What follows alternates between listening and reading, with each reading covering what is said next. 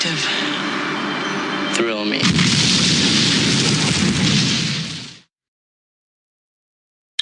Thanks for joining us again.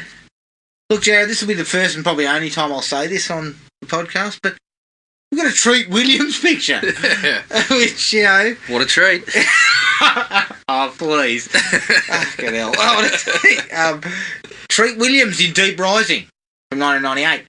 And our friend of the show, Luke, has provided his thoughts. It's been too long, Luke. We spoke on Instagram the other day, and it has been way too long, so it'll be good to hear your thoughts on the matter.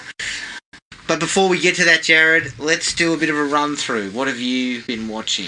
I got to a little bit over the time. Watching a couple of TV shows, got onto a bit of Seinfeld and things like that, just to mix things up a bit. Just to keep it cool. Keep it light, keep it fresh. Yes. I jumped onto the new season of Creep Show. Oh, yes. I saw the first episode. Yeah, I've watched up until the latest episode. I haven't seen the newest one that's out there, but I watched the first three sort of two-parters that came out. Still good fun. Yeah. Still, the quality varies between story to story, but there was a couple that I really enjoyed in there. Yeah. So I'm still very, very pleased with that. Other than that, quite a few movies that I checked out. I watched Haunt, which had been out for a little while. Was that on Shudder? No. Of course not. Oh, yeah. Sorry. It's a horror film. What the fuck was I thinking? Why would it be on Shudder? No, I shouldn't be too harsh because they are starting to get their act together a little bit and starting to get us a bit more content, but Haunt was not on there. Yeah, worth a look. Nothing out of the ordinary for me. Didn't really blow me away. Is it a slasher film? It is. It's got a little sort of taste of Saw as well. Mm. I didn't love it, but it was worth a look. I checked another DC animated one, Superman, Man of Tomorrow. More sort of solid fare from them. Getting onto Shudder, I watched The Editor. I ventured back into I think, what do they call themselves? Astron 6, the guys that did Father's Day and Manborg. We all know that you weren't a big fan of I was not a big fan of Father's Day. The Editor, I didn't mind at all. So there was some fun to be had there. It was a bit of a laugh. I certainly enjoyed it much more than Father's Day. The humour landed for me a little more on that one. Okay. So I thought that was worth having a look. I checked out Alone. Yes, well, we spoke about this a little while back, and I was keen. Yeah. Look, it's okay. I really like the actor that is playing the role of the fella that sort of this woman comes across on the road trip. Mm. He played the sort of sheriff in The Outsider. Not the sheriff, I can't remember what he was. He was a deputy or something. He's a real ball bag, and he was excellent in The Outsider. Mm. And he was really good in this too, but I just didn't dig it. I found it was going for the slow burn, but there was points where I just found it too slow. And what was going on, it was just one of those ones where I couldn't help myself, but we're following this girl so closely, and there was just points where I was just saying, what are you doing? Like, what are we doing? Why are you doing this? Why are you doing that? There was quite a few of those I just couldn't really get past. Right. So I didn't love it, but again, worth checking out. I caught up on The Dry, which yes. I know you saw and yes. were pretty happy with. Yes, I was. Yeah, I thought it was pretty good as well. Pretty solid. Nifty little kind of mystery angle to it, and I really liked the idea that it was sort of tied up between two separate events that were 30-odd years apart. Mm. And like you said, everyone's got their secrets along the way. So it was very engaging. Yes. I checked out, rewatched Shazam. Shazam, yes. Yeah. Really good. Yeah. I really like it. I really like it. It's quite funny. I know some people didn't find it as funny, but I watched it with my son, and he was in hysterics again at certain points. Obviously, a bit easier to please, but I had a good laugh at it too. And I just think it's got a bit more heart. The sort of the family storyline that it revolves around is pretty straightforward, but it hits you with a few moments that do the trick. Yeah. I saw Roald Dahl's The Witches. Oh, the newer one with Anne Hathaway. Robert Zemeckis. Yeah, reviews weren't great, and I think that probably played into my experience a little bit. I actually thought it was all right. Probably doesn't hold up to my experiences of the first one, but then I was a kid. Some of the change in scenery and setting worked out fairly well. But some of the effects where they try to make the witches look scary, it doesn't match up to the kind of the practicals, which, you know, you could look at those practicals and say, yeah, they're a bit average nowadays, but the CGI was just as sort of obvious and took you out of it a little bit more. Yeah. Again, if you were watching it at the age group that it's probably aimed more at, although it was M, but being aimed at the younger audience, that probably would scare them. The faces and whatnot were a little bit creepy. I also had a look at the Lodge. The Lodge, yes. Pretty solid. Again, a slow burn. Well, this one was a bit more engaging because there was more people in it, so there was more sort of the back and forth in the relationships that was going. Even when things were going a bit slow, it was focusing on what was happening in relationships and what was building and deteriorating and whatnot. Elvis's granddaughter delivered quite a solid performance. Yes. And the endings are a bit of a belter. The ending's really, really affecting, and she's a big part of that. So I would have a look. It's definitely in the mould of something like a Hereditary. Not up to that level, but it's sort of on that same sort of playing field, I guess. Yeah. And the last one I checked out, Mortal Kombat. Oh yeah. Yeah. How was that? Did it live up to the, you know, to the level of, you know, cock pulling that we were doing as you before? like to put it, when I walked into the cinema, I was like a man with 3 dicks. I was that excited, but yeah, I really enjoyed it. Yeah, really enjoyed it. Your mileage will vary. I know I've read a lot about some people who are still saying, you know, they'd take the old one any day of the week. This one, for me, it takes a different angle on how some of the powers are kind of used. Some of the dialogue at times is laughably bad, but what tops that, I think, are the martial arts performers. The performances of people like Josh Lawson, who is basically there for comedy value but gets his few moments to arc up and get into some blues. Joe Taslim is fantastic as Sub-Zero, and I think they use him at points a bit like a little bit of a slashery kind of Ghost sort of mix, the way that he gets into proceedings and things like that. But yeah, the action elements, I loved all that, and so the experience for me was very enjoyable. They were mostly really true to what you expected. Okay. Even with the way they treated some of the characters. The way they treated Sonya has already been linked back to how, you know, in the original game she was never really supposed to be there, but they decided we better have a girl and all this sort of stuff. And so they bring that into the storyline, which works really well. And I was very sceptical about Jessica McNamee because I just couldn't envision her in this sort of role, but she was very good as well. She was excellent. So I loved it. Bring on the next one. In Australia? Yeah. Okay. A lot of it, I think the Raiden's Temple sort of stuff was in like Cooper Pedy or somewhere like that. Right. So it's, a lot of I think all of it was shot in Australia. Akko's in there. Akko gets a run. Far out. Did he run anyone over? He didn't run anyone over. He was putting on an American accent that I can imagine some of the Americans that might be listening and looking at going, "Holy shit, what's that?" Much like we have with a lot of the Australian accents that have come up on these things. Correct. Yeah. Akko's not your man. No, Akko's better served with a little bit of real fucking righto. You're the one who told me to put dirty bullets into a dirty fucking gun.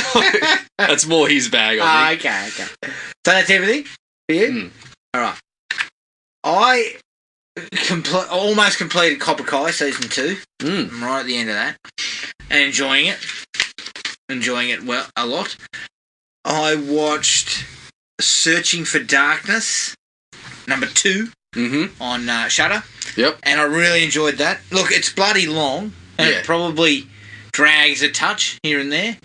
But for the most part, it's just a nice little exploration of 80s horror. Bit of a trip down memory lane. Yeah. You know, some of that shit that I had to sit through back in the day. But I really enjoyed it. You know, you so kindly sat other people through it as well. Yeah, I so kindly put young children through it. It's always good. Look, I finished Walker episodes 8 and 9. Look, they're starting to get something. Yeah. They're starting to find something. Yes, right? Yeah. But the problem is, it's got nothing to do with Walker. No. Like, it's all the sort of side players Yeah. who are bringing a little something to the mix, you know. Although, as I sort of alluded to last time, they seem to be developing something that was going to run through the rest of the season, and then Bob's Your Uncle wrapped her up in 2 episodes, and I'm sitting there going, what? I thought that we... Well, they had a fucking quarter season break to get to. That's right, of course. Yeah. And Jared, as I pointed out when I got here, they're on fucking break again. Get an episode last week. Well, it takes a while to get a quality episode out Note of to Walker.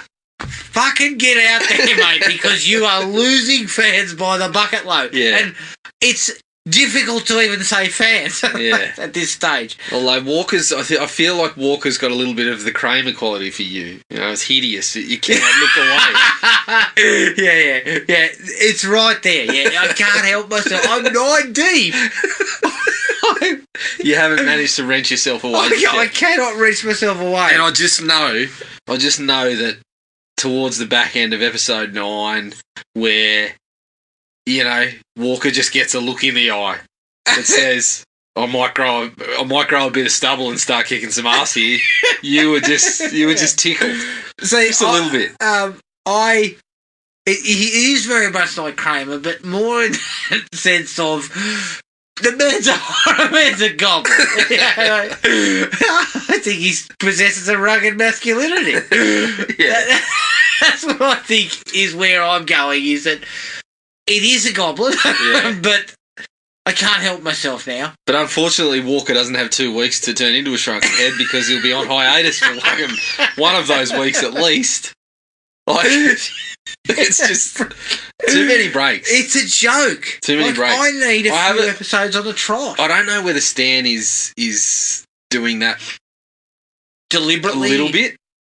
I don't know. I haven't been following the release schedule in the States, but I know the CW does that. They do have these little episode break here and there, and then a mid-season break and all this sort of shit, but I feel like we're getting even more. Yes. And I don't know whether it is... I thought they were rushing it out to us, but... Yeah, well, okay. Look, I'll leave it there. If once we get to episode 10, I'll let you know where I'm at. Right. Okay. I watched the documentary about Whitney Houston. Oh, yeah. Look, I'm not going to lie, she didn't really come off that well. Because a lot of it was footage taken backstage. Yeah. And maybe it was bad footage. You know, maybe they picked... I think the documentary was kind of slanting a little bit towards Bobby Brown. Now, he didn't... According to the documentary, he didn't get her on drugs, but quite frankly, you know... Didn't help. Yeah, look, the guy's a dildo. Not to put a finer point on it, but she was going up and he was going down. And then would seem that his kind of brash, kind of over the top sort of way about him, I think it put off some of her fans. That's kind of how it sort of came across. So he didn't come off well in the doco either. Yeah, although it seems like she was also presented as something that perhaps she wasn't. Perhaps, seemed like yes. she had more of a bit of a diva vibe going on than... Correct. When she first started, it was a bit more kind of... Yeah, you know, bubbly girl next door sort of vibe, and and things did seem to have changed. That was kind of how the documentary presented things. Yeah, the more fame things did change. Obviously, yeah, the more fame. If you are on drugs regularly, that's not going to help that sort of shit either. So yeah, so you can kind of see how it went. Look, it was interesting, and I did want to see it just strictly because of the whole situation there, and I did want to know. Don't lie. You rock Whitney regularly on your Spotify playlist. Look, I'm not gonna.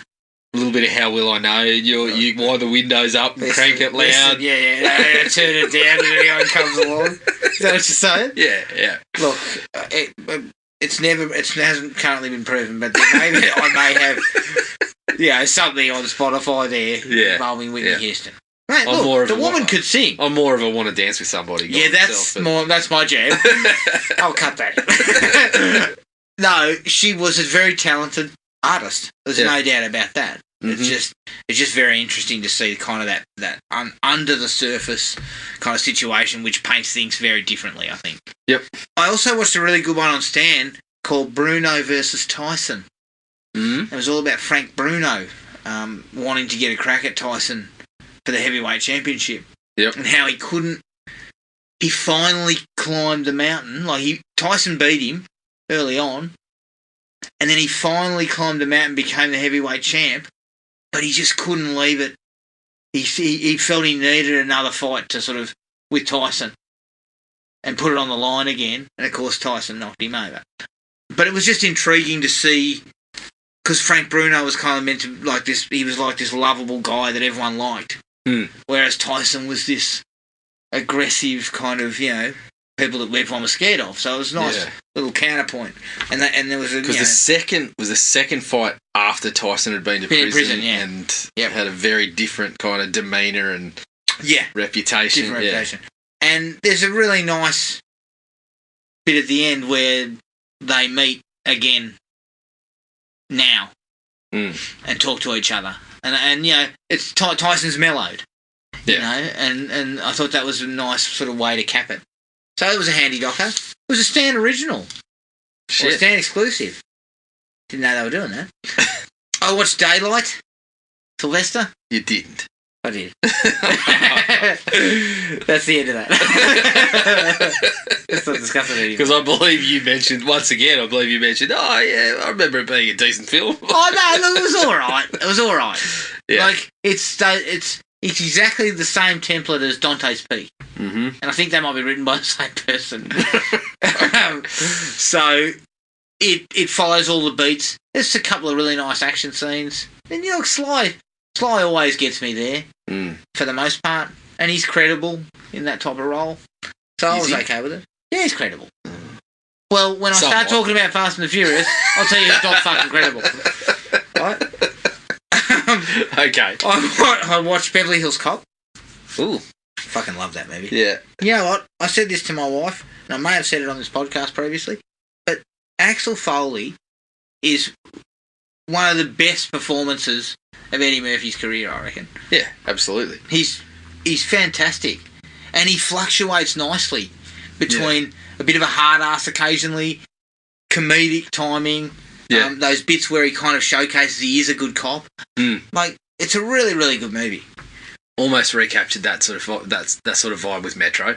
Almost. No, you missed that vibe with Metro, if I remember correctly.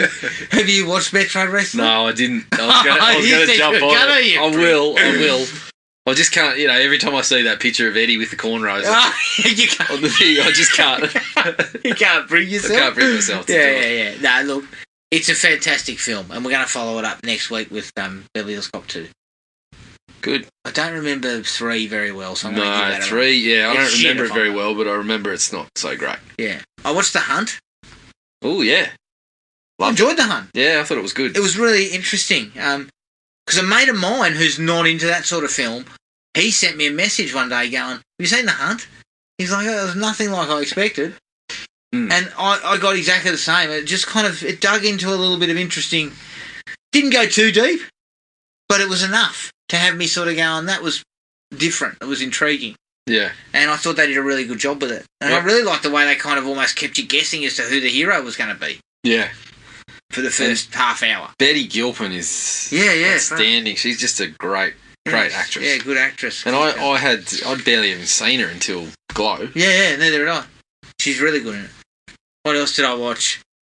Why Did You Kill Me? It's a doco on Netflix about basically a girl was shot in a drive-by, and then the hook here is that the family used MySpace to kind of connect with someone who might have been involved.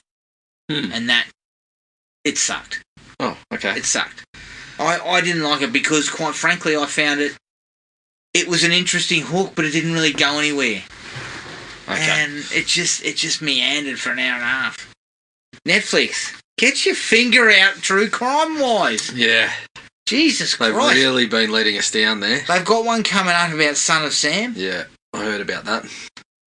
And there seems like an interesting hook. Is there someone else who was involved? Yeah. But I'm concerned because the last few have been really average. Well, the Night Stalker was the point where I was really disappointed with that because it had such potential. The way that it looked was fantastic. The people they had access to, great, but it just missed so many marks. I really took a bath on the Cecil Hotel. Yeah. I didn't like that at all. No. Found that really And I mean, poor. you were already in a twist about unsolved mysteries. Man. The lack of cryptozoology and supernatural. No, sorry, that was me. Yeah, no, I had my nutsack in a twist over that though. Yeah. Because I think that has no fucking business being on television, to be honest. Well, I it thought does. was It's got shit. business being on television, but in its old, its old format. Yeah, it's old format. Give me a new host who's also a bit of a ham. Like, that's what I need. You know? Yeah. That was what Stack brought to the table. He was Yes. that hammy kind of He presence. was ham, but he could bring the necessity, the necessary Gravitas. to the very serious cases that were being presented Correct. from time to time. Okay, I And to Bigfoot. I managed to watch the Mighty Ducks Oh, yeah. Game Changers. Yeah. They've done a pretty good job. Yeah. With I'm that. assuming they're bringing the Cobra Kai template. Kind A of, little yes. Yes, a little bit. A little bit of that. Cobra Kai's taken some chances Mm. and twisted some things at the right time. And it's an interesting look at, as you said, they kind of reimagine the whole thing. Yeah. But Mighty Ducks doesn't do that to the extent. No. But I do. So from what I know, the Mighty Ducks are now the powerhouse. Yes. Right, which was the other team in the Yeah. original Mighty Ducks. So Exactly. So they switched that on its head a little bit. It's good to see Emilio back. Emilio Of looks course. like Martin and sounds like Charlie. So I'm not sure what's happened to him. Has he got the same tiger blood running through? Oh, he's winning, all right. He's winning. He's winning. Look, it's worth a look. Okay, let's get to the real shit. Me? Here. I told you that I would watch Fast 5 Yep. by the time we did our next podcast. I watched Fast 5 and Fast 6, and I'm about 40 minutes into Fast 7. Right. Okay. So I've done a bit of a dive for you. Yep. Look, Where are we at? Fast 5 is wildly entertaining. Yep. I enjoyed Fast 5 a lot. Dumb as dog shit. These Yeah, movies are yes. dumb as a box of hammers. Some of the dialogue is terrible. Like, terrible. But you know what you're there for. And it's the high impact, high energy sort of action scenes and the set pieces. And because they switched to the heist, that shit works. Hmm. It gives you something to cling to. Rather than listening to The Rock spout bullshit lines about this, that, and the other, where a couple of times I just went, oh my God, you know. But I still clung to the heist. Hmm. And the action scenes are really well done in Fast 5. As silly as dragging a fucking bank vault along the road is, it was still fucking outstanding. awesome the Yeah. way they did it. Yep. And shout out to Tyrese and Ludacris, who were my favourite characters. Even though they're only in it for a handful of minutes, Yeah. they kind of bring a little energy Yeah. to things. And there's a nice chemistry between A them. few laughs. I think that works, and a few laughs. And I said to you, I would go for a spin-off with those two. Mm. Because You reckon I think, they can hold it? I think so. Okay. I think so. As long as you amp the action up as well, I think you can get away with it. It would be like a buddy cop type of template you Yeah. could use with them. Yep. And so, yeah, big raps on them. Fast 6, on the other hand, for a while I was feeling comfortable with Fast 6. But, Jesus, the final action scene is fucking lunacy. It was so over the top, but yet so poorly directed. I couldn't see what was happening. You got people hanging off the arse of the plane. You got people inside having fights. Yeah. Things don't match up. Someone gets punched in the face, falls to the ground. Then we go away for like 2 minutes. We come back and that person's just getting up off the ground. Like, you know, it really goes to shit. Mm. Even though the tank scene, I was a big fan of the tank scene. I was loving the I tank think, scene. if I recall correctly, I think that's where Fast 8 suffers a little bit. It tries to ramp up the scale of all that. And Submarines? Is that the submarine? The submarines, yeah. It doesn't quite hold. Talking to you, I a couple of times I was going, fuck, which one was that again? Yeah. So I better go back and check it out myself. Okay. Run through the series They're again. the positives for me. Yep. Again, Fast 6, Tyrese. And look, Tyrese, he's not counting punches. No. There's a sequence where he gets the shit kicked out of him. Yeah, that's right. So that sort of stuff I liked. Mm-hmm. But it kind of goes a little bit pear-shaped by the end. Yep. Okay, the negatives. Vin Diesel is just far too serious for this sort of material.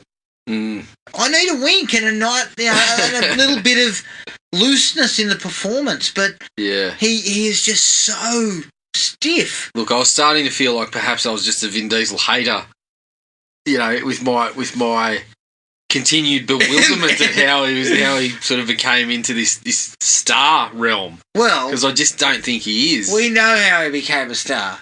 His singing, of course. his music. I forgot. I knew, his singing career was really what was lifting it up. But I don't think, it's very rare that I've seen him in a movie and just thought he was awesome. Yeah. The thing is, he could work in this role if he could lighten up. Yeah.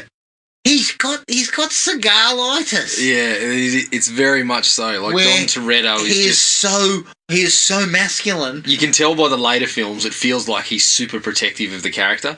Yeah. And he's got to be, Mr. fucking king shit at everything. Yeah, I just can't have that. No. You have to be fallible at times. Yeah. Or these the thing is, what do I know? These are $1 billion films, okay? Yeah. So I understand that you don't change that. Not now. No, of course. You've just raked in billions of dollars. But I feel like my sense is the direction that his character goes is that it's like those movies are a success because of him, because of Dom Toretto. Which they're not. That's not the reason that I'm watching those movies. Okay. In fact, when Dom's on the screen for lengthy periods on his own sort of journeys, I'm kind of sitting there going, oh, fuck, where's Tyrese? Yeah, where's Tyrese? Where's Ludacris? Where the fuck is... even The Rock. The Rock has some very smelly lines. He does. And probably, written in by Diesel, scribbled out other lines and wrote some shit ones in pencil, hence the feud, and then talking about candy asses and all this sort of shit. And he's overjacked. I think that's where I'm going. A little bit overjacked. He's a bit too big. Yeah. But he's got presence. So if you swap Toretto, if you put Diesel out as Toretto and put The Rock in that role, you get a bit more looseness. He's just more likeable. And he's proven that he can have a bit of fun, sometimes probably to his detriment. He tries to have too much fun, but... Are you talking about Tooth Fairy? Yeah, well, a little bit of that, a little bit of Central Intelligence. But I appreciate the guy for that, because he's shown that he can have a laugh and he can... when we see him on the footy show with Bo Ryan, he is not above making a bit of a dick of himself occasionally. Yes. For a couple of laughs. And that's what you like about the bloke. Now, I will say this, though, back to the positives. The fight between him and Toretto in 5, it's a solid one. Yeah. I dig it. I don't know who counted what. I don't know who won on points on that one. But it's a good, solid scene. And it's good to see two sort of big units going at it. And they both give as good as they get, which I liked. Now, the point scoring may have happened, but it seemed pretty natural. Yeah. I want the fight to kind of go how it probably should. And that's how it did. So I'm not against that. I just need Diesel to lighten up, though. Yeah.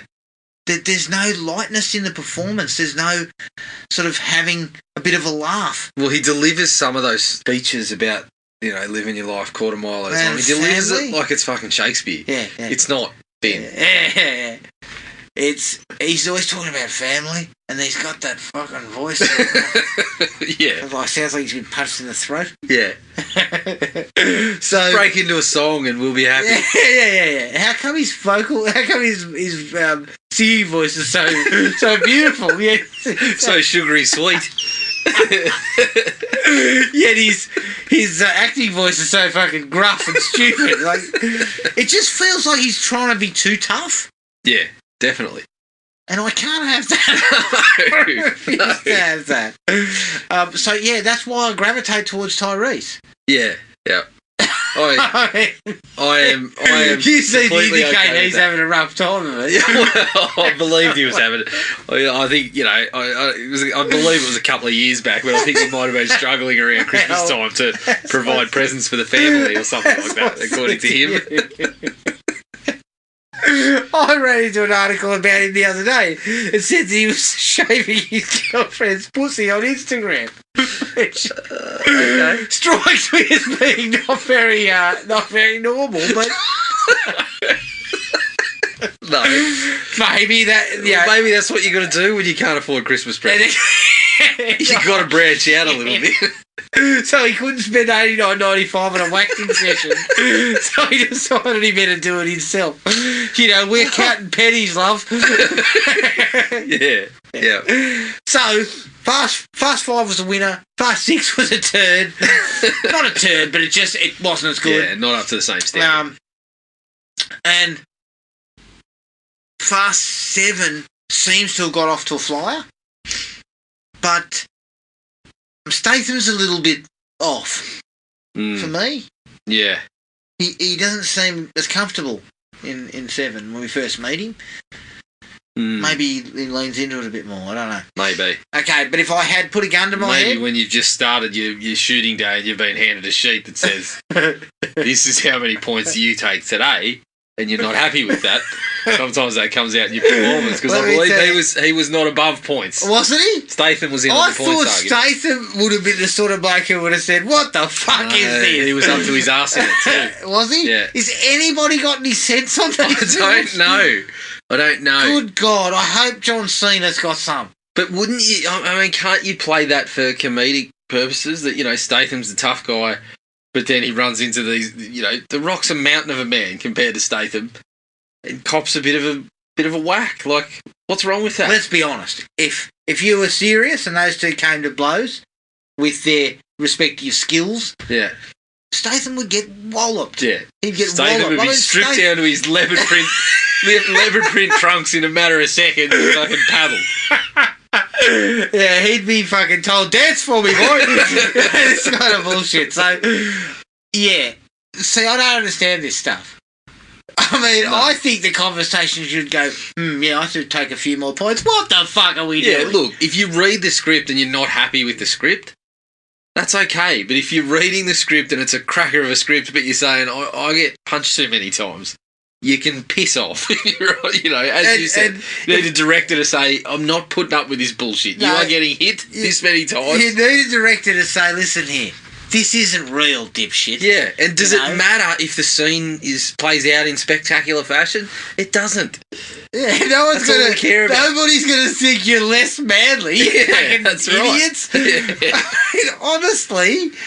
So, if I had to put a gun to my head, though, Jared, and watch Fast and the Furious film from Fast 5 onwards, or Mission Impossible film from 4 onwards, I'd watch a Mission Impossible film. Yeah. They seem to be a little better written, going better back, acted. The first one's much better than I remembered. First Mission Impossible. Last time I watched it was far better than I remembered. Second one we've spoken about. Yeah, look, that had some problems. But 3 is okay, 4 onwards, great stuff. And look, Cruise isn't above getting a laugh if you have to. Cruise is not gonna. Not much in these ones. No, not in those ones, but he's not going to growl out his fucking lines every minute. No. Right?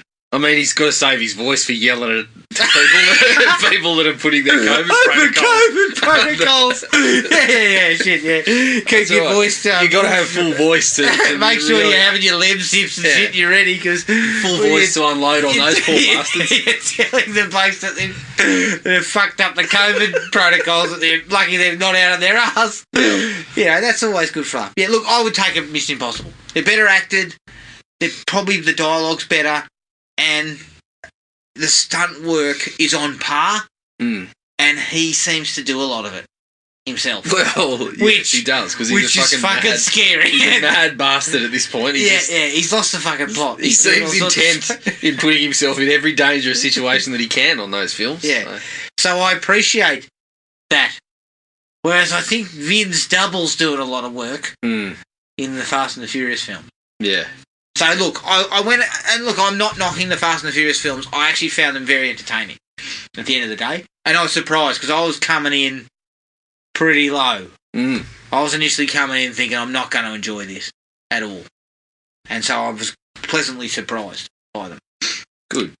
But that's it for me. Excellent. All right, let's take a break. When we come back, here's the trailer for 1998's Deep Rising.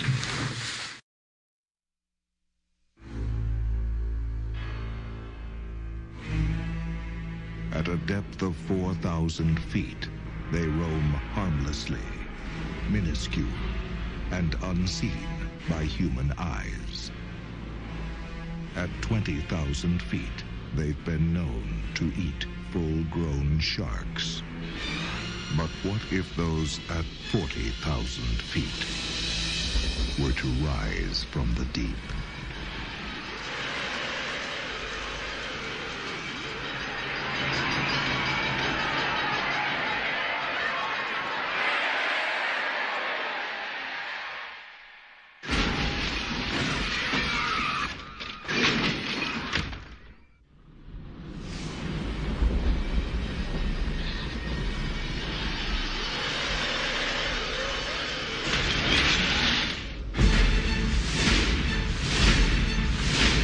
I got a really bad feeling about this. Deep Rising.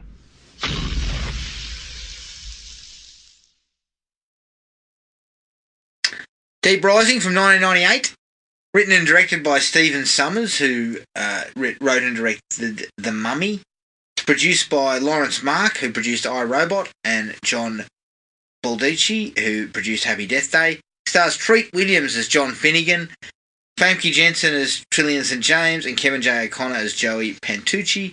The budget was $45 million, and the box office was $11 million worldwide.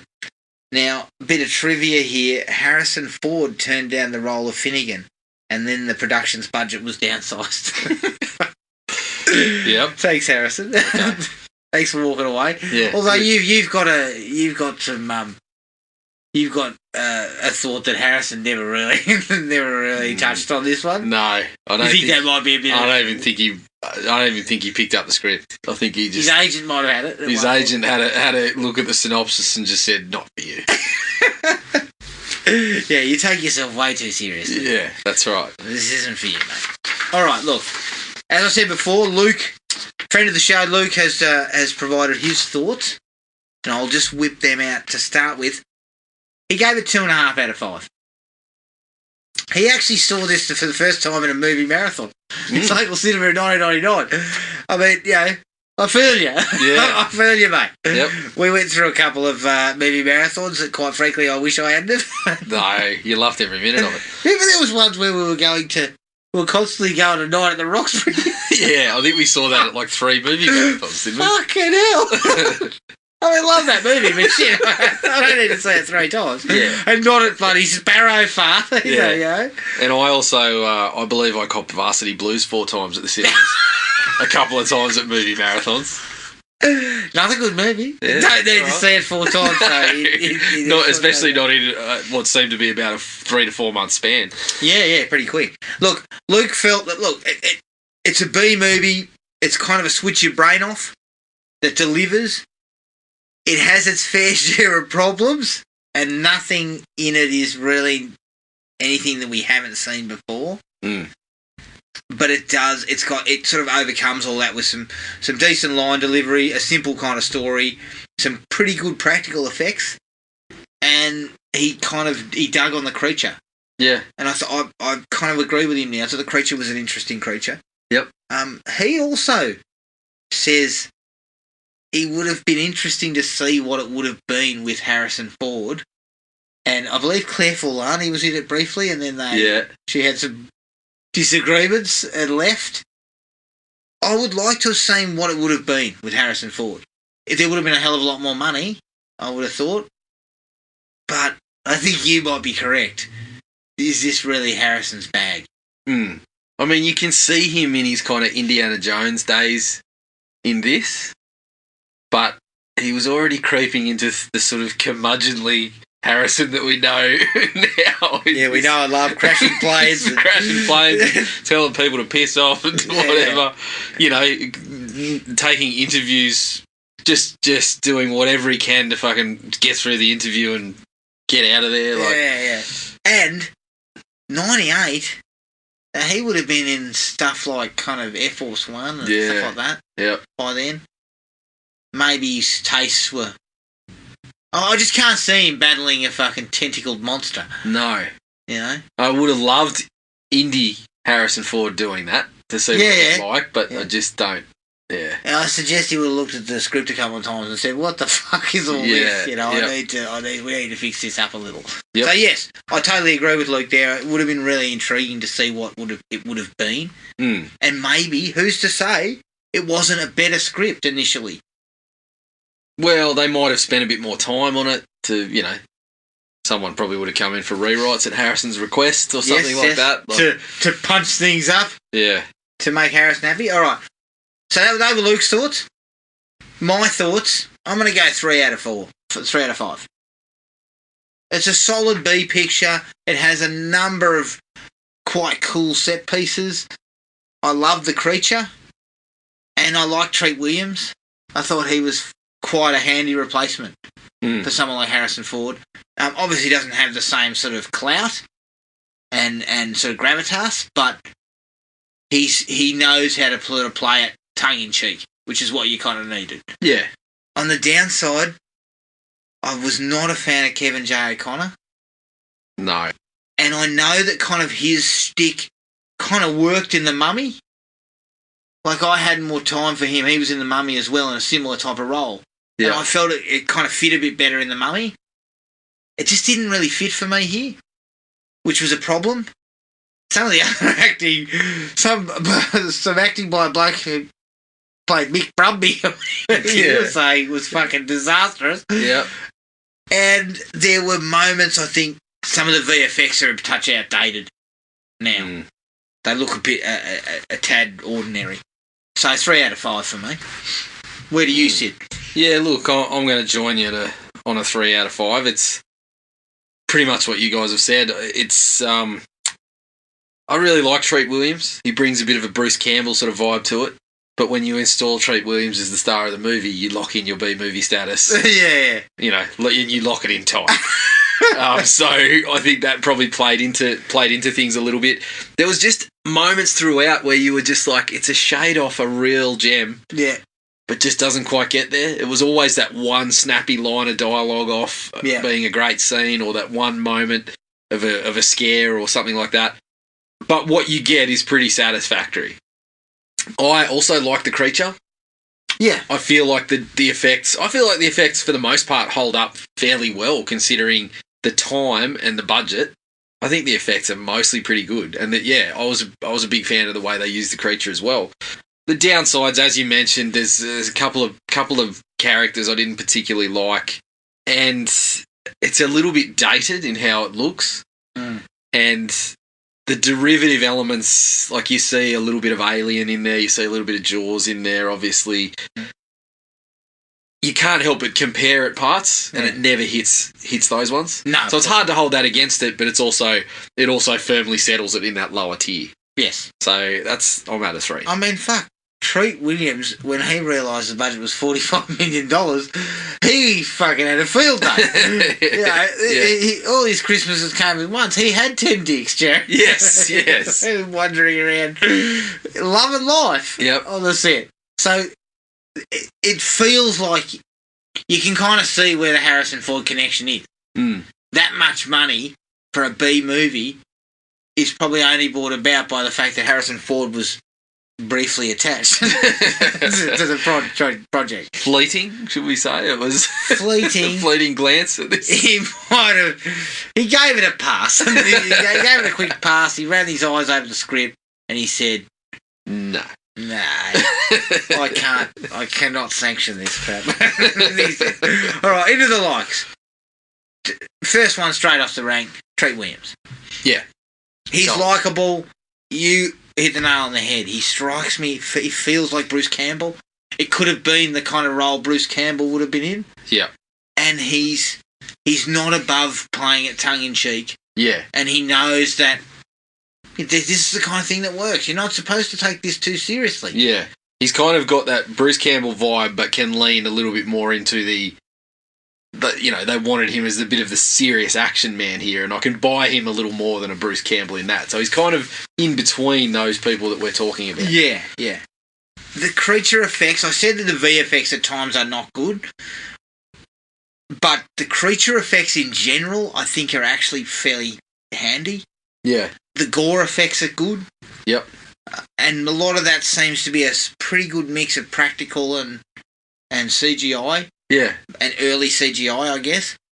But it kind of works, which I was comfortable with. The creature's an interesting creature. It's not what I would have expected. Yes. And although it has kind of sort of tentacles and stuff, feels a little bit like an octopus type of thing. Mm-hmm. But I just dug the way, it sort of went about its business.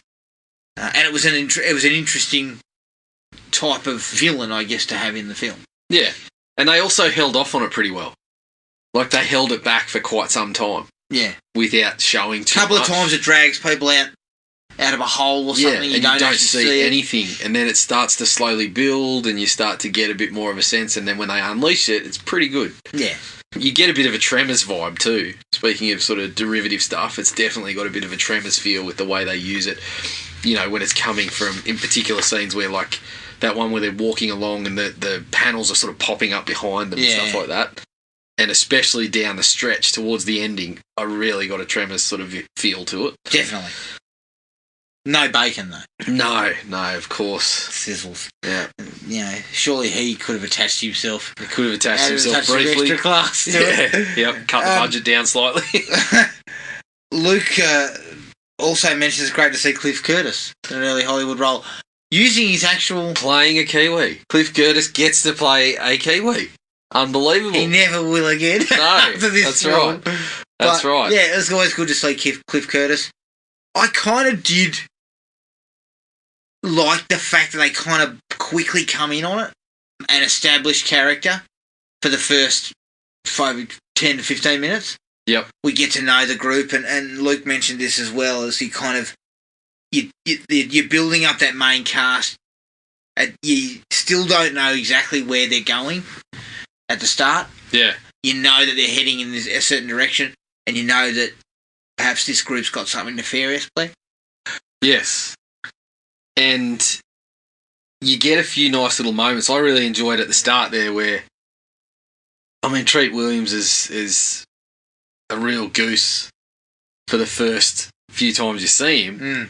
But then when he gets in there to help out his engine guy, what was his name? Kevin J. O'Connor or whatever. Yeah. When he gets in there to help him out, you get the sense of, okay, all right, he's going to give us a little bit when it comes to the crunch. Yeah. So I sort of, I didn't mind that build up either.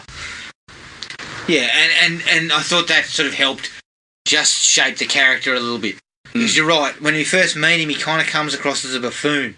Yeah. Who doesn't really know what he's playing doing. solitaire while other people are trying to fucking make sure the boat's going to be all right. And his first mate or whatever, the girl, has got the shits with him every 5 seconds, about his actions. So I dug on that. Yep.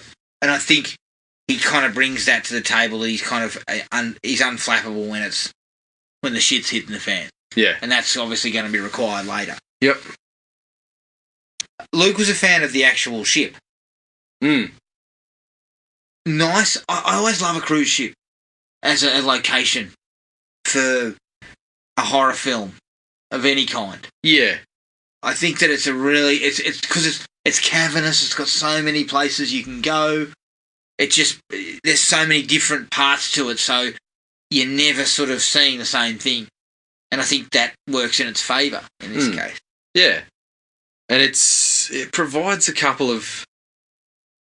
some options. Like I really enjoyed the way they shot something like the lady dying on the toilet. Yeah. It was, it looks like a bit of a humorous situation, but when I looked at it, they don't show you anything. They just shoot it with, shaking the camera around a bit, splashing a bit of blood around, but you see nothing. You don't see the creature at all, but it works well enough to give you a real taste of what's to come, and you kind of just like, shit, what is it? What is it? You want to know a little bit more, so I felt like they used it to pretty good effect. Yes, agreed. Note to self, though, if I'm hiding from some kind of creature on a cruise ship, I'm not sitting on the toilet. No. Like, I'm staying on my feet. Look, the toilet on the cruise ship is not somewhere that you want to be. Even if there's not a fucking alien creature. That's right. That's right. Quite frankly, I mean, we've heard nightmarish stories where the toilets are broken down and people have had to shit in their luggage. Yeah, nothing like a gastro outbreak on a boat where the toilets aren't working. Look, I went to fucking Barbados on a cruise ship, and all I came back was a pile of shit in my luggage. Yeah. Look, that's a more horrific film in the making than this one was. Yeah, that was a fucking creature, all right. Yeah. If that creature had have hit during that outbreak, they'd have just been brushing it aside to get to the toilet.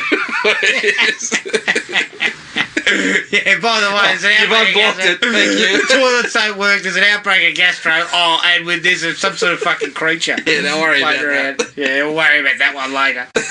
Get your priorities straight. Yep. Luke was a fan of Famke Jensen. Yep. As Australian St. James. Yeah, look, I thought she showed a toughness. But she's always had that. Look, it's always been an actress that they've sort of leaned on for that type of role. Yeah, fan of her as an actress. Got some real issues with the character and what happens along the way. Yeah, we'll have a little bit of a chat about that. Yeah, I'm always happy enough to see her in a movie because she's she's a good actress and she plays tough. Yeah, she plays tough well. Yep. Poor old fucking Jaimin Hunter getting an axe fucking slammed to his head. Sorry, I started laughing when it happened. It was a fucking surprise. Yeah. I forgot all about it. Ooh, money. Yeah. that was always the one that I remembered that stood out for me. Yeah. Not the creature stuff. It was that one getting whacked in the scone with the axe on the way through. And Luke mentions that Wes Studi whips out a fucking line delivery of "son of a bitch." Yeah. In the fucking head. And it's absolutely priceless stuff. Yeah.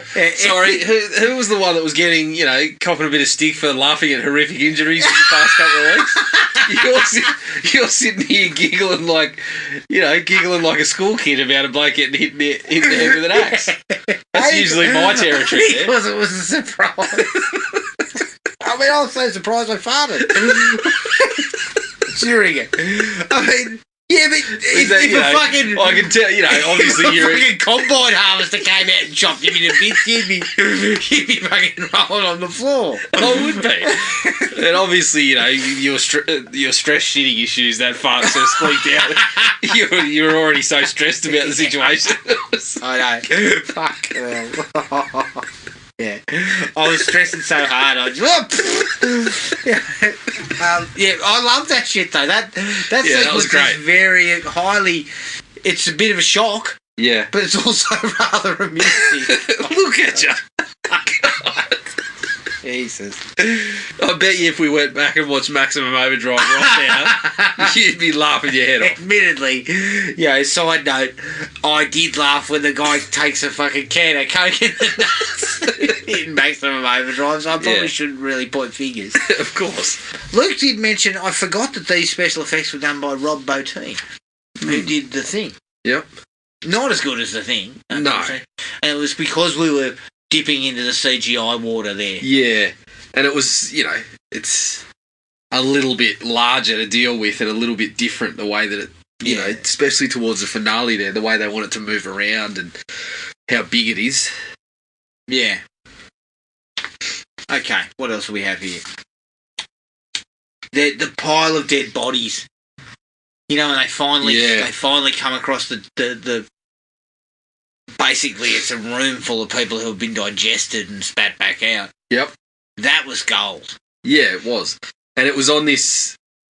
It was just a build-up from all these other moments that were surprisingly gory. Yeah. And then you get to that, and it's sort of like the penultimate sort the of big the big reveal of that, and it's a little bit gorier than you expect. And you're like, oh shit, this isn't a good situation for them. No. I like when you finally see the creature and it kind of slowly comes down behind Kevin J. O'Connor. Yeah. And you finally kind of get a good look at its visage, and then it basically grabs that bloke, fucking digests him, swallows him, and spits him back out. Yeah. And he dies fucking horribly in front of everybody. Yeah. Where his face is all melting off. And yeah, that was really good. It's a great way to introduce the character, the creature in full. Well, yeah. And then do something disgusting as well while we're at it. And you got far more than you anticipated with that. The bloke sitting there fucking screaming and carrying on with it. He's got half a face. Like, yeah. That was a really good moment. Yeah. It really kind of capped. I mean, if you had got a steamroller over the top of him at the same time, it would have had the horror, the comedy, everything. Yep. You would have just been in absolute heaven there, wouldn't you? Yep.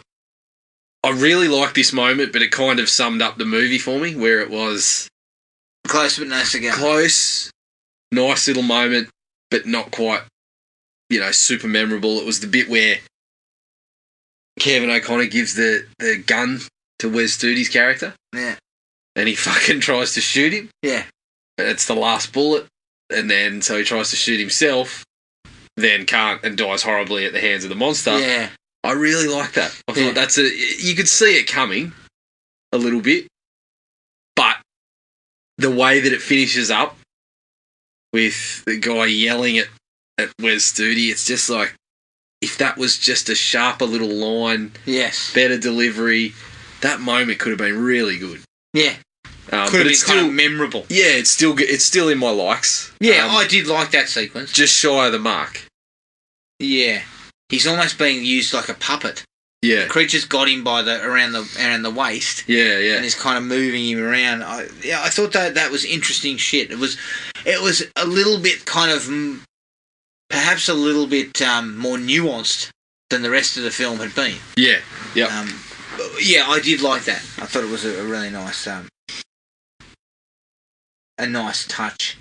Because Luke was a fan of Kevin J. O'Connor. Okay, he dug on that. Okay. He kind of liked that light comedic relief sort of character. Not going to hold it against you, Luke. No, not going to hold it against you. I can't go with you on that one. I can't go with you either, but I mean, I kind of get it. Because as I said before, Kevin J. O'Connor does something similar in The Mummy. Yeah, and it works better. Pretty well. Yep. It just doesn't quite grab me here because I think when you're working in a horror film, it's supposed to be a horror film, some of that comedic stuff doesn't quite translate all the time. Whereas The Mummy's an action adventure. Yeah. So it's a different kettle of fish. But Luke does like the scene where he throws the grenade without pulling the pin. Yeah, well, that's always good. Yeah, look, I must admit, I got a chuckle out of that. Yep. I did get a chuckle out of that. What else did I have? The fucking bloke, is his name Simon Canton? The guy who owns the ship. Played by Anthony Hill. I can't remember his character name. The fucking histrionics on show by him are fucking unbelievable. I couldn't stop laughing. Just what is it? Over the top. Just a man just in control of his emotions. Yeah, he's in control. And he is just... There are some dislikes to him. And Luke is not a fan of his character at all. But I just found his over-the-top kind of going off about the creature early on and everything like that. Yeah. I found it kind of acceptable. Yeah, for the some of it. Well, I didn't mind a character like that. Again, it's a little bit derivative. We've seen it before, but I didn't mind having that sort of character in the mix that was going to sort of cause them shit from the inside. Yeah. But yeah, it was very. I didn't end up liking it by the end. Yeah. But you're right. At the start, I got a bit of entertainment about the way that he's acting about it all. Yeah, but then it switches Yes. And unfortunately, we get into some dislike territory with him. Yeah. And Luke, as I said, Luke didn't like the character at all. Like, he was kind of like he needed to get his fucking comeuppance, and he does. Yeah. Which is also kind of a positive. Like for me, kind of you have that nasty character, and you do away with him. Yeah.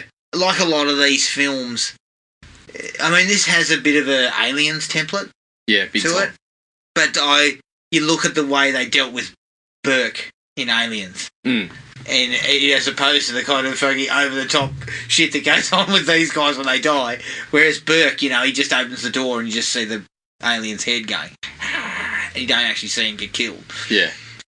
Whereas I think this guy gets fucking absolutely walloped, doesn't he? Yeah, well, he jumps onto the boat first, doesn't he? Remember, he jumps on the that's right. boat Breaks his leg. Breaks his leg, and obviously that was a laugher for me there. Yeah, exactly. If it was a compound fracture with both bones, you would have been even funnier. Happier. Look, I kind of liked the finale.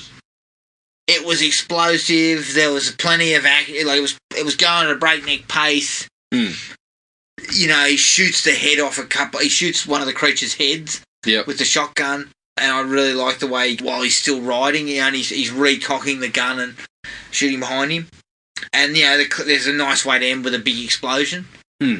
Interestingly, Luke didn't dig that bit. Yeah, I was kind of in the middle. I probably leaned towards enjoying it, but I felt that portion was where the effects were really stretched as well. Yes. And it all, I wouldn't say it was super memorable, but it was a bit of fun. Hey, look, Luke sort of said it was a bit of a cringe for him. He couldn't get into it at all, and overall was kind of a bit lackluster. And he kind of said, "I'm no professional, but surely those tentacles could have snatched the two of them up in no time." Yeah, well, it's probably true. It's a fair point, because the way that they had been moving through the rest of the film. And then suddenly they became kind of useless and couldn't keep up. Yeah. Which, it kind of hampers that sequence a little bit, because I know you set some rules with creatures. Yes. And then then what you do is you change those rules to suit how it's going to end. Suit the moment. It doesn't work. Yeah. For you. All right, that was it for me. Yeah, that was it for me. We sort of covered the ground that I was pleased with. Yeah. My first dislike is it just feels like the script has been cobbled together from umpteen other much better movies. So what you have is a bit of a Frankenstein's monster, and that, I think, is part of the reason why you don't get the snappy lines, you don't get the big set pieces that some of these other films that it's ripping off have. Yeah, I feel like even with that, you could have still got some of those sharper sort of quips, and I mean, we got to the end of it, and I couldn't remember any quips, couldn't remember any real lines that were delivered, any sort of zingers between the characters.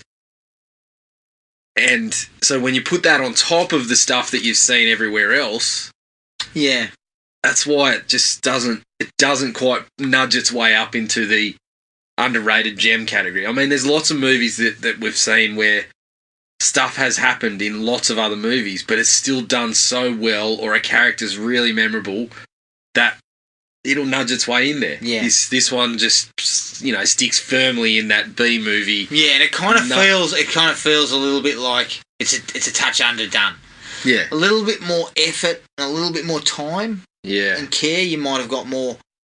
And again, do you get that time if you hire Harrison Ford? Like, do you get that time? Do you get that extra money? Do you get that better writers to come in and polish, perhaps? Possibly. But then, would it have been as entertaining? It's a real difficult one to sort of toss up. Yeah, it is. Because you're giving away some of that B-movie sort of pizzazz that we got a kick out of. Yeah. If you hire Harrison Ford. Absolutely. I feel like, as is, just with a few really good lines in there somewhere, I'm really happy with the end result. Just if I got a bit more dialogue that I could finish up the movie and just that's sticking in your head, quotable stuff.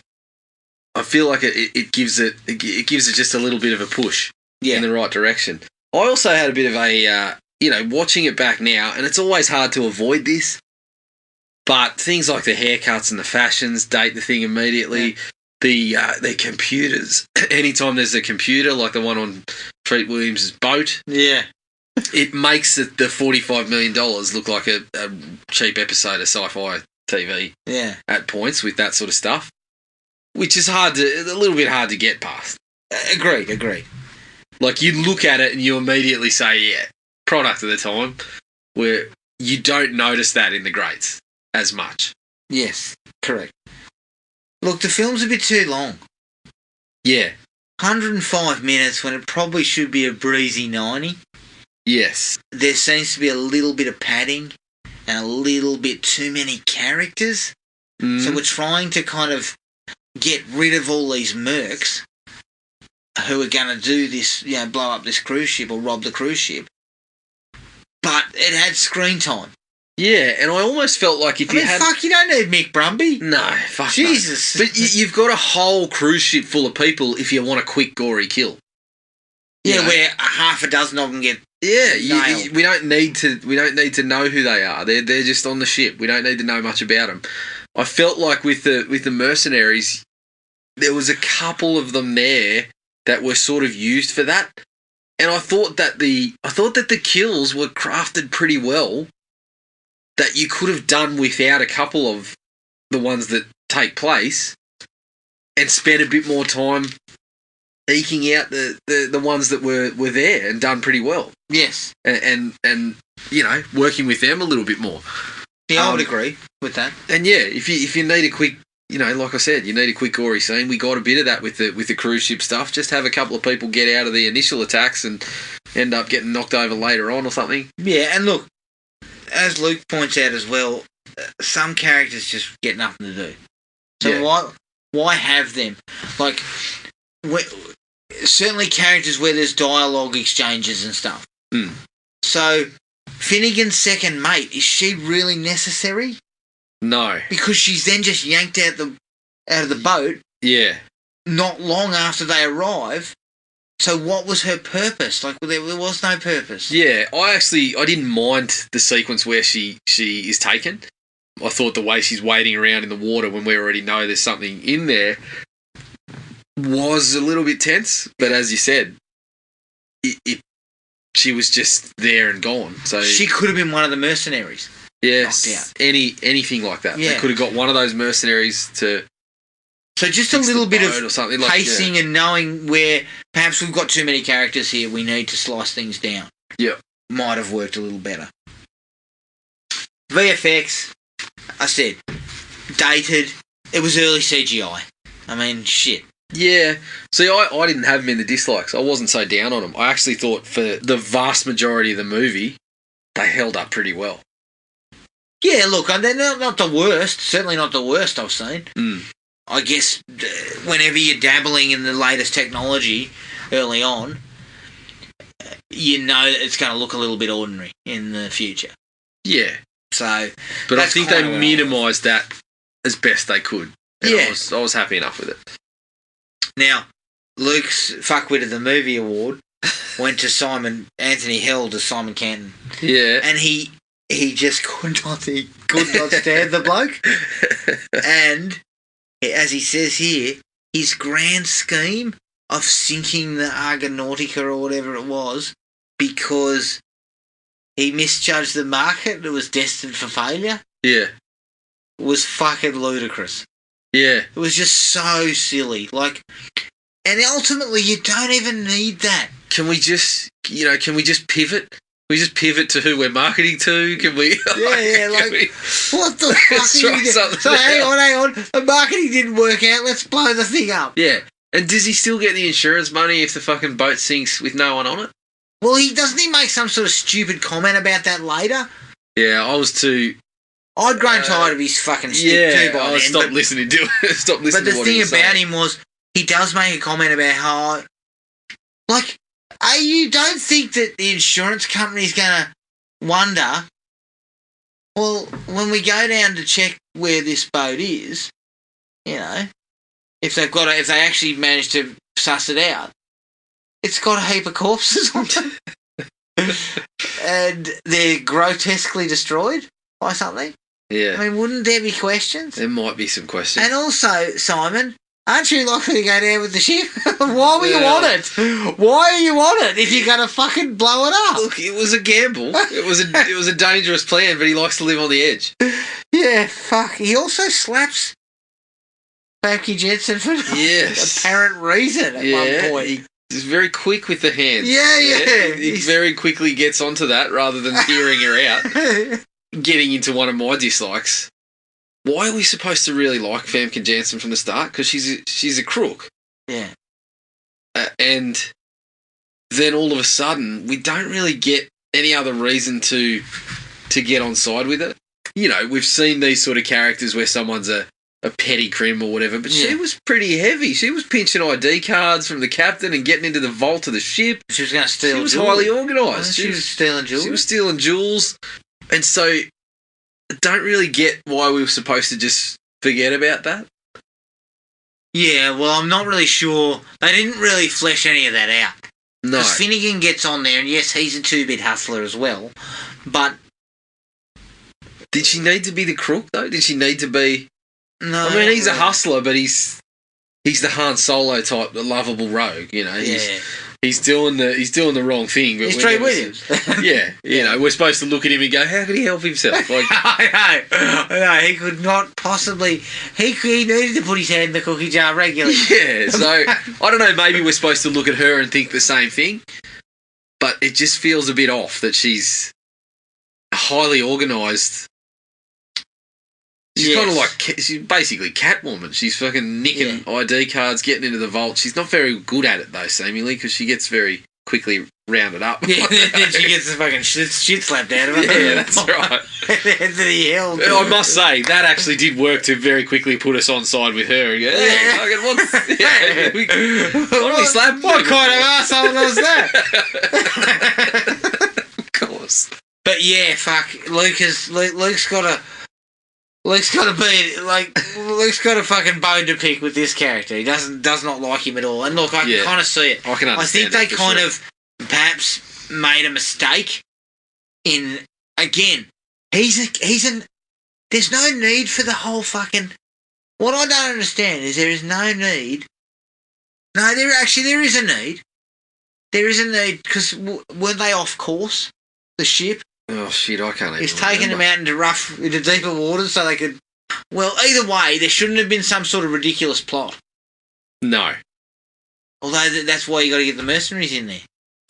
But why aren't they just robbing the joint? It could have been a better plot.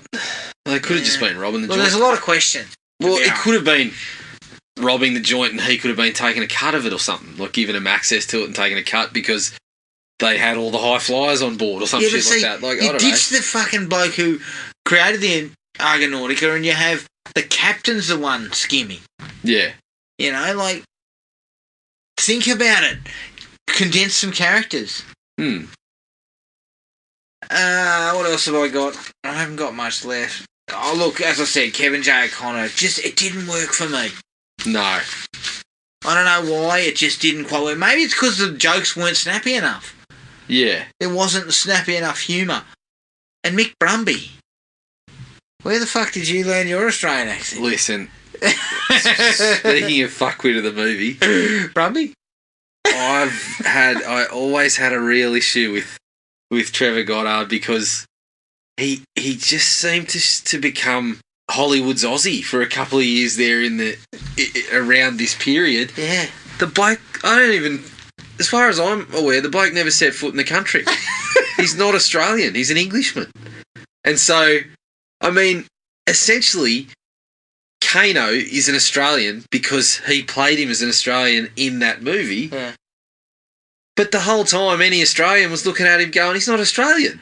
You can tell. And if he did set foot in this country, he didn't listen to how we spoke. No, that's right. His fucking accent's terrible. So I just had this...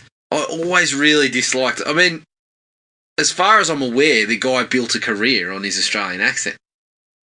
His most famous roles Jag. are he was called Mick Brumby, for fuck's sake. Like, he got most of these roles from being an Aussie. And I'm not sure anybody in Hollywood bothered to check whether he sounded like one. So they didn't check his credentials. You No. don't think they said, were you perhaps born in Australia?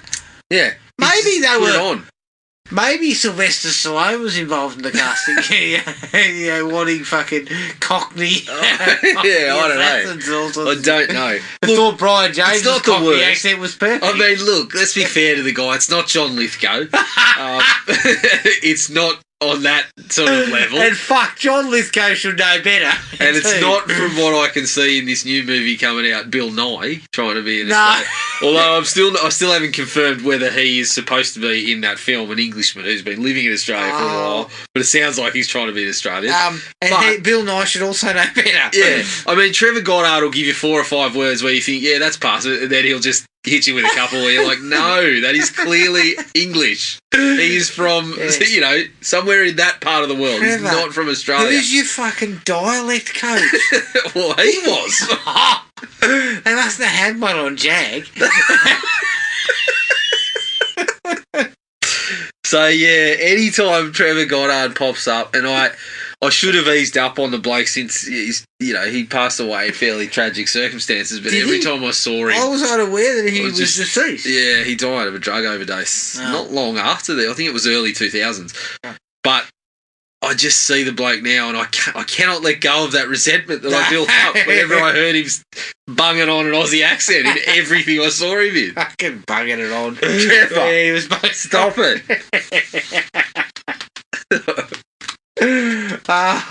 Shit. I mean, have these people met an Australian?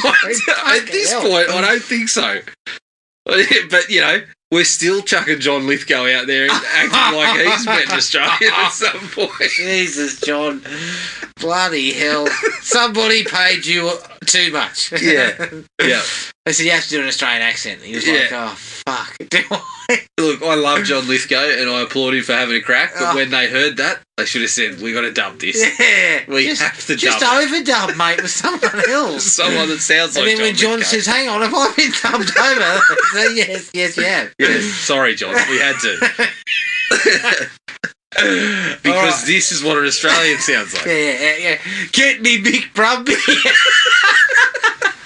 Well, this guy's not working out. Get me Brumby. Oh, God. Yeah, Chris Hemsworth's available. No, get me Mick Brumby, mate. He's perfect. Yeah. Well, that's the worst thing about it these days is that now that Hemsworth and Jackman and everyone are big in Hollywood, you should know. You should know by now that doesn't. There's no excuse for John Lithgow. Why the fuck wasn't Hugh Jackman giving a quick call? Can you give us 3 days down on set of Pitch Perfect 3? Yeah, of course I can. What's going on? All right. The last dislike for me was I didn't particularly like the final sting where they land on the island and there's a creature there. Yeah. I was just it kind of felt like, oh, well, fuck Tried a it. bit too hard. Yeah, like we've put these poor bastards through everything we can, Yeah. and they got out. Like, let's not pull that shit.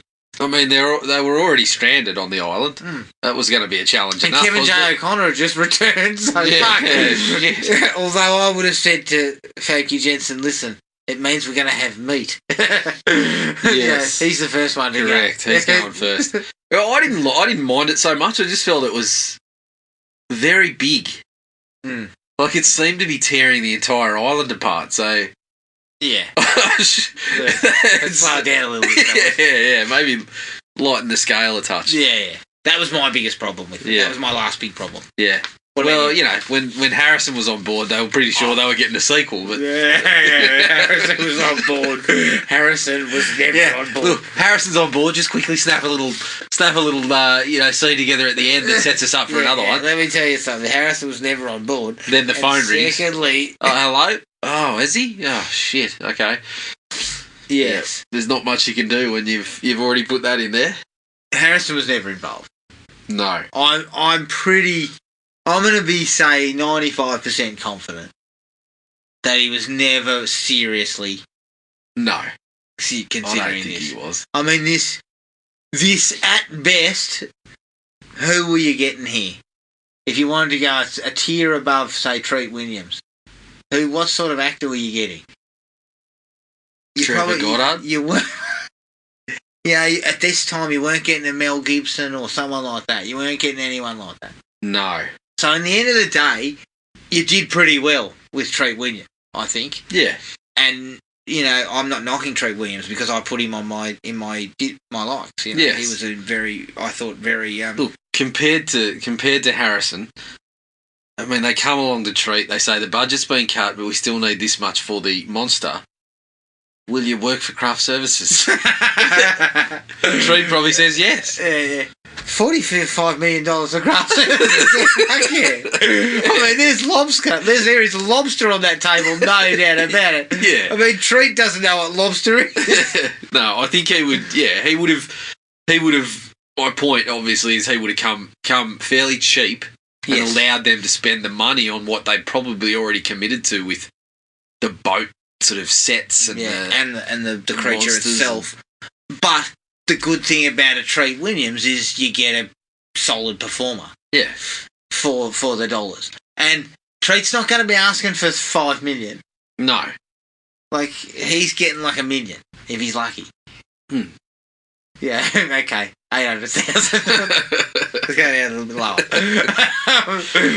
And but you're getting a guy who will commit to a performance for you. Get what you need. What else you got? Anything? I do. I mean, we mentioned why we're slapping Famke Janssen. Why are we also storing her in the fucking ship's bloody pantry? Because they say why are we going under siege on this? They say we're going to lock her in the brig, and I don't know whether I missed the scene where they said, "Oh shit, the brig's out of action." And they said, "Yeah, we've put all the people that have got gastro in the brig." So the brig's got the only working toilet. But the brig is never sighted. She gets chucked in there with the bloody champagne and food. Yeah. So are we to assume that Canton was trying to kill her? Because that's kind of what I'm getting. Yeah, I must have missed something. Because they did mention the brig. Last time I checked, you don't leave someone in a fucking cooler box for a few hours and they get sick. Yeah. I feel like perhaps I missed something there, and that there was a reason that she was in the, stored in with all the food rather than in the actual brig. No, I don't think so. I don't think you don't think I missed anything? I think that was an Harrison cut. Okay, yeah. We can afford a brig there, but that got cut in the budget as well. So we'll just put her in the kitchen. Yeah, Harrison asked for that scene where we talked about how the brig was full up. Well, let's cut that. Yeah, fuck him. He didn't come on board, so we're cutting all the shit that his writers came up with. Yeah. Yeah, I don't know what the go was there. But it struck me as he was trying to kill her. Yeah. Which doesn't really make a lot of sense. No. Not at that point. Well, at that point we didn't know he had all his money tied up in this fucking Argonautica bullshit, and he was decided, look, the market hasn't worked out, I better blow the thing up. Yeah. We weren't aware of that little wrinkle by then. So, I don't know what the hell was going on there.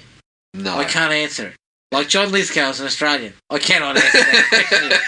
I'm still baffled. Yep. Okay? Yep, okay. Well, you haven't shed any light on that for me, so that's good. I feel like you're in the same boat that I am, pardon the pun. But yeah, we're on the same cruise ship with with Busted Crappers. We're in the same brig together here on this one. Yeah. There was an explosive diarrhea situation. We had to lock up the culprits. The brig's fucking chock full. We haven't got bloody room to spare here. Look, I tell you what. Put her in the fucking freezer. Put her in the esky. How long can we leave her there? I don't know. Let's not worry about it right now. Yeah, just give me something. Let me know why she's in there. And I think we've already sort of touched on it briefly, but in the finale, I feel like that's where the monster really looks the worst.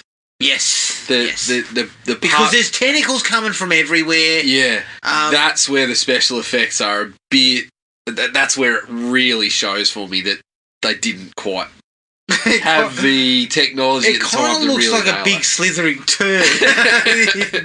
A white one. Yeah, it's a fucking double taper. Double taper turd. Yeah, perfectly double tapered. It's just, yeah. I just, it was a bit of a letdown because obviously that's where you want everything to come together, and it was just like, yeah, that's I've where enjoyed the monster for the whole movie, but when I see it here, I don't really love it. That's where you poured all your Harrison money in that sequence. Yeah. So it's a bit disappointing that it kind of looks kind of shitty. Yeah. Or looks a little bit off. Yep. But yes, I would agree with that. Yeah. Good. Anything else? No, that was it for me. All right. So that is Deep Rising. Big thank you to Luke, mate. Thank you very much for giving your thoughts on it, and I hope we put it all out there for you. It has been too long, mate. We'll keep you in the loop with a few ones coming up soon. You can find us on Podomatic, iTunes, Spotify, and half a dozen other podcasting places. What was the one that we feel like we haven't? Yeah, I think we're on there. We're on Deezer? Yeah, I think we're on Deezer. I don't know what it is, but I believe we're on. Okay. Send us an email at thrillme@ionet.net.au. From Facebook at Thrillme Podcast Australia, Podomatic at thrillme.podomatic.com, and on Instagram at thrillmepodcastau. The next episode, we've got something new here. We're hoping to pull this together. Isn't that correct, Jared? We want to do a draft. Action heroes. We're drafting them in. We're going to do a sort of an NBA style draft. Yep. And yeah, we'll be drafting for need, Jared. Of course. It won't just be fucking take the best. No. It's going to be all about what you need. That's right. So it's going to be very interesting. It's going to actually have to be a little bit of research and effort put into this one. So don't hold your breath when it turns up. Do you need the loudmouth sort of play by their own rules type, or do you need the stoic sort of good soldier who'll just blow everything up when needed? Or do you need a shape-shifting mountain man? Of course. I mean, who doesn't? Most police forces require a shapeshifter. Fairly certain that's in the frame for the number one pick, because shape-shifting mountain man would fit anybody's team. Yeah, I can't wait to get onto that. So a little bit of effort. This may require, due to the amount of work that needs to be done, it may require a Walker-like break. Possibly. In between. But we'll try and get it done as quickly as we can. But until then, take it easy, and we'll catch up with everyone later. Cheers. Find the podcast at Podomatic or on iTunes. Don't forget to rate and review. Like us on Facebook at Thrill Me Podcast Australia, or contact us at thrillme, all one word, all lowercase, at ionet.net.au.